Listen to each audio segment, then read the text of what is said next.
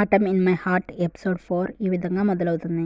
ఇంకా హీరో అయిన యూన్ జున్సు అలాగే యూమి ఇద్దరు ఎంగేజ్మెంట్ చేసుకుంటారు. ఇంకా యూమి హీరోతో, ఇంకా ఇప్పుడే మన పని అయిపోలేదు జున్సు, మనం చాలా పనులు చేయాలి, మనం కార్డ్స్ పంపించాలి, అలాగే షాపింగ్ చేయాలి అని అన్నీ చెప్తుంది యూమి. ఇంకా హీరో మాత్రం ఇదంతా మన వల్ల కాదు, మనం వెంటనే ఇక్కడ నుంచి పారిపోదాం పదా అని యూమిని తీసుకొని వెళ్తాడు హీరో.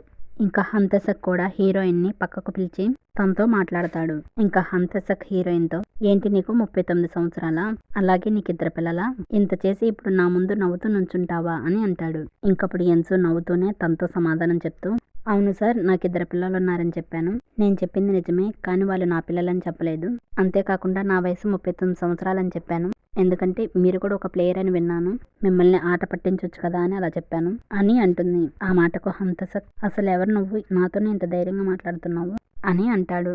ఇంకా ఎన్సు ఎక్కువ మాట్లాడకుండా, సరే సార్, నాకు ఎక్కువగా టైం ఉండదు, నేను పని చేయాలి అని చెప్పి నవ్వుకుంటూ అక్కడి నుంచి వెళ్ళిపోతుంది. ఇంకా నెక్స్ట్ సీన్లో యూమి హీరోని ఒక కొత్త ఇంటికి తీసుకువెళ్ళి ఆ ఇంటిని చూపించి, ఇదిగో జున్సు, నువ్వు నీ వర్క్ చేసుకునే స్టూడియోని కొత్త ప్లేస్లో పెట్టాలనుకుంటున్నావు కదా, అందుకే ఈ ఇంటిని మన ఎంగేజ్మెంట్ గిఫ్ట్గా నీకు ఇస్తున్నాను, దీన్ని నువ్వు వాడుకో, పైగా నీ సామాన్లన్నిటిని కూడా తెప్పించేశాను అని అంటుంది. ఇంకా ఆ మాటకు హీరో, ఇదిగో చూడు యూమి, ఈ ఇల్లు చూడడానికి చాలా బాగుంది, కానీ నా పర్మిషన్ లేకుండా నా వస్తువుల్ని దయచేసి ముట్టుకోవద్దు అని అంటాడు. ఆ మాటకు యూమి, ఏంటి జున్సు, నా మీద నీ కోపం వచ్చిందా, నీ వస్తువుల్ని నేను తీసుకురాకూడదా అని అంటుంది. ఆ మాటకు హీరో, అలాంటిదేం లేదు యూమి, ఇక నుంచి అలా చేయొద్దని చెప్తున్నాను, అయినా ఎంగేజ్మెంట్కి ఎవరైనా ఎంత పెద్ద గిఫ్ట్ ఇస్తారా, ఇది చాలా ఎక్కువ కదా అని అంటాడు. అప్పుడు యూమి, ఏమీ అనుకోవద్దు జున్సు, ఈ ఇల్లు చాలా కాలం నుంచి వాడకుండా అలాగే ఉంటుంది, మన పెళ్ళయ్యేంత వరకు నువ్వు ఇక్కడే టెంపరీగా ఉండి నీ పని చేసుకుంటూ ఉండు అని అంటుంది. అప్పుడు హీరో, లేదు యూమి, నేను త్వరలో సోక్చో ఊరికి వెళ్తున్నాను, నీకు కూడా తెలుసు కదా, మన ఫ్రెండు అలాగే ఆర్టిస్టు అయిన ఆ జీహాను సోక్చో ఊర్లోనే ఉంటున్నాడు కదా, అతను అక్కడే ఉన్న పాతపడిన ఒక స్కూల్ని అద్దెకు తీసుకున్నాడంట, నేను కూడా అక్కడే ఉండి అతనికి హెల్ప్ చేస్తూ అలాగే పక్కనే ఉన్న కాలేజీలో చెప్పడానికి ఒప్పుకున్నాను, అందుకే నేను త్వరలో సోక్చో ఊరికి వెళ్ళబోతున్నాను అని అంటాడు హీరో. ఆ మాటకు యూమి షాక్ అయ్యి హీరోతో, ఏంటి జున్సు ఇలా చేసావు, నువ్వు ఏదైనా డెసిషన్ తీసుకునేటప్పుడు ముందు నాతో డిస్కస్ చేయాలి కదా అని అంటుంది. ఆ మాటకు హీరో, నేను కాదు యూమి, ఆ పని చేయాల్సింది నువ్వు ఇలాంటి డెసిషన్స్ ఏదైనా తీసుకునేటప్పుడు నాతో చెప్పుండాల్సింది, ఇప్పుడు చూడు, నా సామాన్లన్నీ ఇక్కడ చేర్చడానికి ఎంతో కష్టపడి ఉంటావు, కానీ ఇప్పుడు అదంతా వేస్టే కదా అని అంటాడు హీరో. ఇంకా నెక్స్ట్ సీన్లో ఆ హంతసక్ తన రూమ్లోనికి వచ్చి మంచినీళ్ళు తాగి వెంటనే కోపం తెచ్చుకుని వెంటనే హీరోయిన్కి అంటే చాయ్కి ఫోన్ చేసి, ఇదిగో చాయ్ గారు, నేను ఇప్పుడు ఒక నంబర్ చెప్తాను, ఆ నంబర్కి ఫోన్ చేసి వాళ్ళతో మాట్లాడుతూ ఉంటాను, నా మాటలన్నీ నువ్వు వినాలి అని అంటాడు. ఇంకా ఎన్సు మాత్రం నవ్వుతూ, సరే సార్, మీరు చెప్పిన నంబర్కి కాల్ కలుపుతాను ఉండండి అని కలుపుతుంది. ఆ నంబర్ ఎవరితో కాదు, తన బ్రదర్ అయిన అంటే హీరో అయిన యూన్ జున్సు నంబర్కి కాల్ చేస్తుంది ఎన్సు. ఇంకప్పుడు హీరో ఆ ఫోన్ ఎత్తుతాడు. ఇంకా హీరో హలో అన్న వెంటనే అప్పుడు హంతసక్ హీరో పేరు చెప్పకుండానే హీరోతో, అరే నేను చెప్పేది విను, అమ్మాయిల పట్ల నా టేస్ట్ ఎలా ఉంటుందో నీకు తెలుసు కదా, నేను ఎవరితో పడితే వాళ్ళతో తిరిగేవాడినా కాదు కదా, ఇదిగో చూడు చాయ్ గారు, నేను అలాంటి వాడిని ఏం కాదు, నువ్వేమో నేను ఒక వేస్ట్ ఆటలు ఆడుకునే ప్లేయర్ని అని అనుకుంటున్నావా, ఇదిగో చూడు చాయ్ గారు, నువ్వు నాకు ఎందులోనూ సరిపోవు అని మరలా వెంటనే హీరోతో, అరే తను చూడ్డానికి పొట్టిగా ఉంది కానీ చాలా బాగుంది, కానీ తనకి 22 సంవత్సరాలే అని అంటూ ఉంటాడు. ఇంకా హీరో మాత్రం హంతసక్ చెప్పేదంతా వింటూ ఉంటాడు. అలాగే హీరోయిన్ కూడా ఫోన్లో హంతసక్ మాటలు వింటూ ఉంటుంది. ఇంకా హంతసక్ హీరోతో, అరే ఈ అమ్మాయి నన్ను బాగా విసిగించేస్తుందిరా అని అంటాడు. ఈ విధంగా హంతసక్ అలా హీరోయిన్తో ఇద్దరితో మాట్లాడుతూ ఉంటాడు. ఇంకప్పుడు హీరో, అరే హంతసక్, ఏం మాట్లాడుతున్నావురా, ఫోన్ చేసావు, ఎవరో అమ్మాయి గురించి మాట్లాడుతున్నావు, ఏం మాట్లాడుతున్నావురా అని అంటాడు. ఇంకప్పుడు హీరోయిన్ కూడా తను వినడం మానేసి ఫోన్ పెట్టేయబోతుంది, కానీ సడన్ గా తన బ్రదర్ వాయిస్ విని ఫోన్ పెట్టాలనిపించదు. ఇంకా హీరో మాటలు వింటూ ఉంటుంది. ఇంకా హీరో హంతసక్ తో, ఏంట్రా హంతసక్ సడన్ గా ఫోన్ చేసి అమ్మాయిల గురించి మాట్లాడుతున్నావు, నా గురించి అడగాలని లేదా, అంటే నా ఎంగేజ్మెంట్ ఎలా జరిగింది, అక్కడ ఏం జరిగిందో నీకు తెలుసుకోవాలని లేదారా హంతసక్ అని అంటాడు హీరో. ఇంకా హీరోయిన్ కూడా, ఏంటి ఎంగేజ్మెంట్ అయిపోయిందా అని షాక్ అవుతుంది. ఈలోగా తన ఫ్రెండ్ వచ్చి, ఏంటి ఎన్సు, నువ్వు ఫోన్ కాల్ వింటున్నావా, ఆ హంతసక్ ఎప్పుడు వినమన్నా నువ్వు సరిగ్గా వినవు కదా, మధ్యలోనే పెట్టేస్తావు కదా, మరి ఇప్పుడేంటే వింటున్నావు అని అంటుంది. ఆ మాటకు హీరోయిన్, ఏం లేదులేవే పెట్టేస్తున్నాను అని పెట్టేస్తుంది.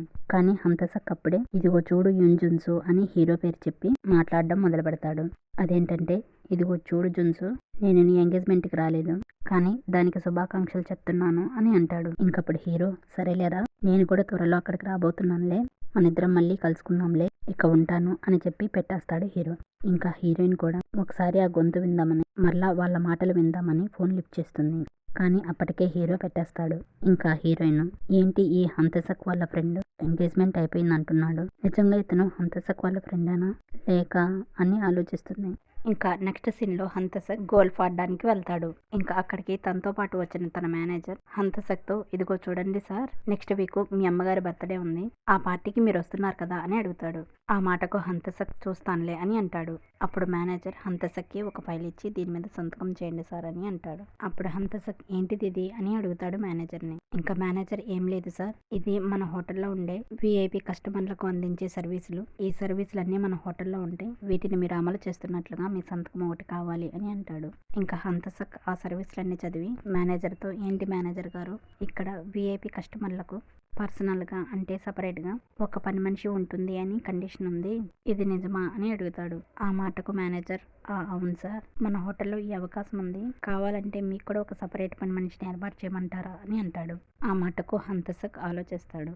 ఇంకా నెక్స్ట్ సీన్లో ఒక లేడీ మేనేజర్ పరిగెత్తుకుంటూ ఈ హంతసక్ మేనేజర్ దగ్గరకు వెళ్ళి, ఏంటి సార్ ఇదంతా, టెలికాం ఆపరేటర్లో పనిచేస్తున్న అమ్మాయిని ఎవరికో పని మనిషిగా పంపించడం ఏంటి అని అంటుంది.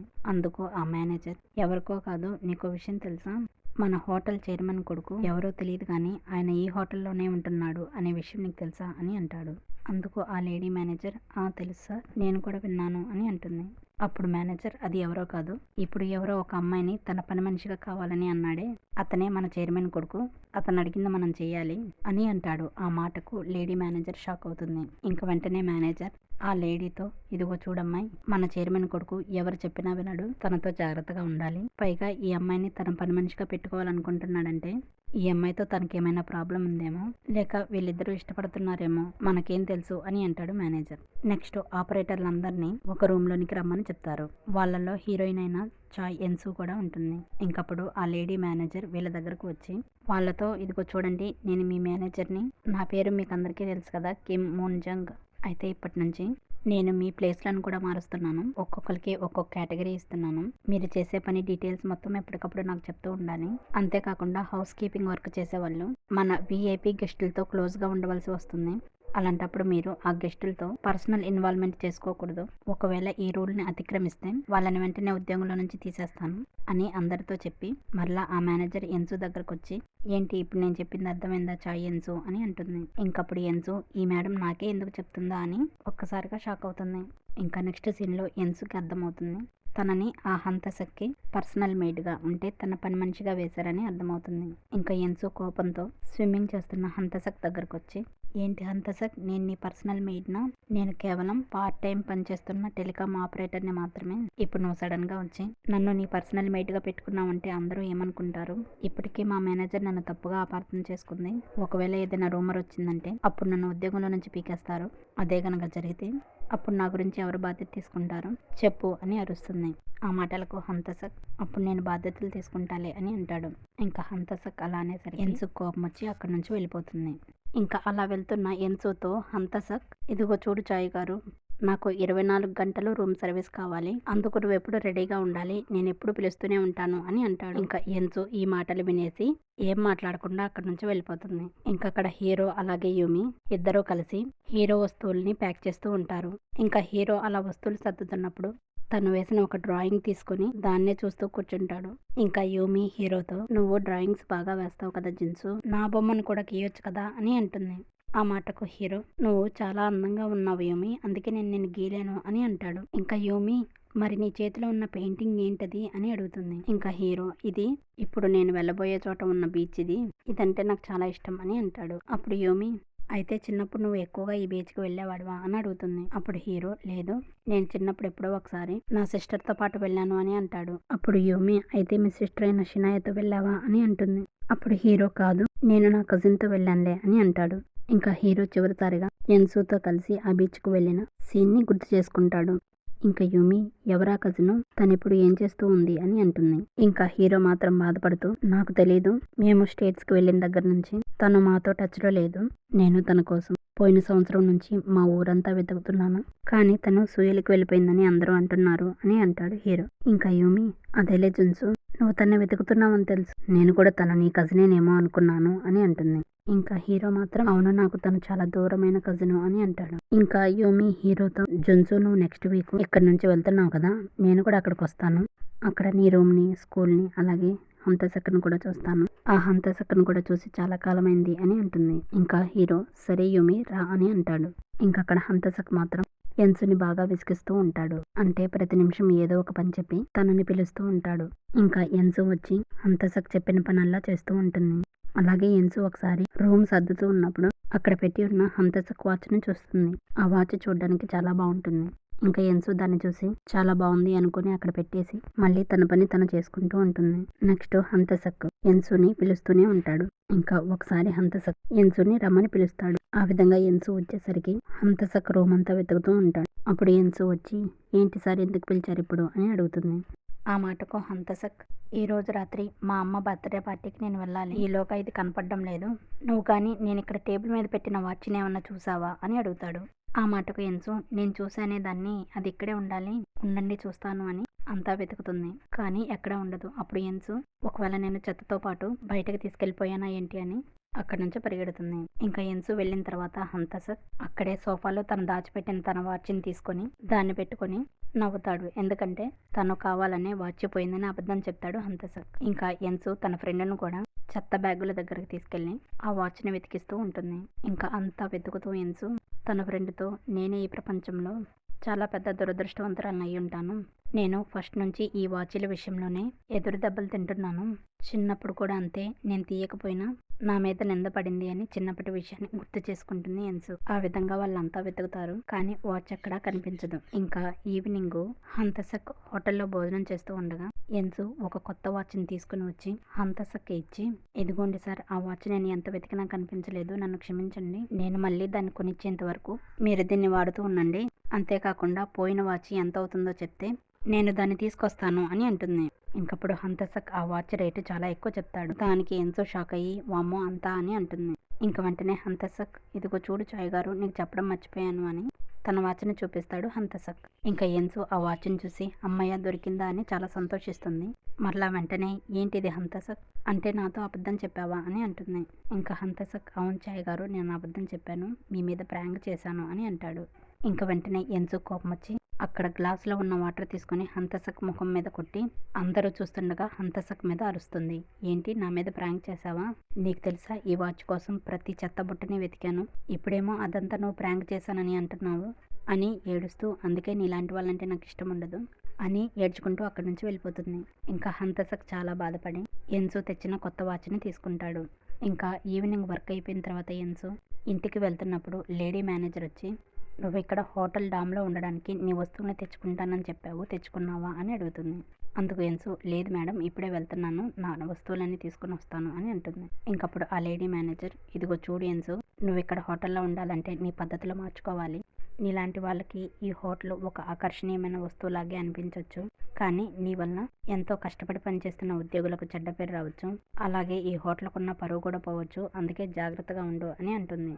ఇంకా ఈ మాటలకు ఎన్సు కోపం వచ్చి ఆగండి మేడం, మీరు నా గురించి అలా మాట్లాడొద్దు, నేను హోటల్కి చెడ్డ పేరు వచ్చేలాగా ఏ పని చేయలేదు అని అంటుంది. అందుకు ఆ లేడీ మేనేజర్ నీకెంత ధైర్యం ఉంటే నాతోనే అలా మాట్లాడతావు, ఏంటి నువ్వేం చేయలేదా? ఇందాకే నాకు కూడా తెలిసింది, నువ్వు మన హోటల్లో ఉంటున్న గెస్ట్ పైన నీళ్లు చల్లావంట కదా, అది కూడా అందరూ చూస్తూ ఉండగా రెస్టారెంట్లో చల్లావంట. అంటే ఇప్పుడు నువ్వు వచ్చిన గెస్టులతో డేటింగ్ కూడా చేస్తున్నావా? ఇంత చేస్తూ ఏం చేయట్లేదని అంటున్నావా? ఇక మీదట జాగ్రత్తగా ఉండు, ఇంకోసారి ఇలాంటిది ఏదైనా చేస్తూ నాకు దొరికిపోయావంటే నేను ఉద్యోగంలో నుంచి తీసేస్తాను అని ఆ లేడీ మేనేజర్ వార్నింగ్ ఇచ్చి వెళ్తూ మరలా తిరిగి ఎన్సుతో నీకున్న హీనమైన బతుక్కి నువ్వు అందరితో తిరగాలని చూస్తావా అని ఎన్సుని తిట్టి వెళ్తుంది. దాంతో ఎన్సు బాగా బాధపడుతుంది. ఇంకా ఎన్సు ఆ బాధతో ఇంటికి వెళ్తూ తన ఇంటి దగ్గర ఎవరినో చూసి ఇంటి దగ్గరకు వెళ్లకుండా అక్కడే పక్కన దాక్కుంటుంది. నిజానికి ఎన్సు ఇంటి దగ్గరికి తన బ్రదర్ ఒక ముసలి బిజినెస్ మ్యాన్ని తీసుకుని వచ్చి తన అమ్మతో మాట్లాడిస్తూ ఉంటాడు. ఇంకా ఎన్సు దాక్కుని అక్కడే ఉండి తన అమ్మ, అన్నయ్య అలాగే ఆ ముసలి బిజినెస్ మ్యాన్ని చూస్తూ ఉంటుంది. ఇంకా ఆ ముసలి బిజినెస్ మ్యాన్ ఎన్సు అమ్మతో మీ అమ్మ ఇంటి దగ్గర లేనట్లుంది, వచ్చినప్పుడు ఏదో ఒక రోజు చూసి నా దగ్గరకు పంపించండి అని అంటాడు. అందుకు ఎన్సు అమ్మ ఇదిగో చూడండి, మా అమ్మాయి చాలా చిన్న అమ్మాయి, మనం తర్వాత మాట్లాడుకుందాం, ముందు మీరు తెచ్చిన వస్తువులన్నీ తీసుకుని మీరు వెళ్ళండి అని అతన్ని పంపించేస్తుంది. ఇంకా ఆ ముసలి బిజినెస్ మ్యాన్ సరేనండి మనం తర్వాత మాట్లాడుకుందాం అని చెప్పి అక్కడి నుంచి వెళ్తాడు. ఇంకా ఎన్సు ఆ కారు వెళ్ళిపోవడం చూసి చాలా రిలాక్స్ అవుతుంది. ఇంకా తన అమ్మ తన బ్రదర్ని కూడా బాగా తిడుతుంది. అరే ఎందుకురా ఇలాంటి పనులు చేస్తావు అని. దానికి తన బ్రదర్ తిట్టి అక్కడి నుంచి వెళ్ళిపోతాడు. ఇంకా ఎన్సు తన బ్రదర్ వెళ్ళిపోయిన తర్వాత లోపలికి వెళ్తుంది. ఇంకా ఈవినింగ్ హీరోయిన్ అంటే చాయ్ ఎన్సు తన అమ్మ దగ్గర కూర్చున్నప్పుడు తన అమ్మతో అమ్మ నేను హోటల్ డామ్కి వెళ్ళిపోతున్నాను అని చెప్తుంది. ఇంకా తన అమ్మ డ్రింక్ చేస్తూ ఎందుకమ్మా సడన్గా వెళ్ళిపోతున్నావు అని అంటుంది. ఇంకా ఎన్సు నేను వారానికి ఒకసారి వస్తూ ఉంటానులే అని చెప్తుంది.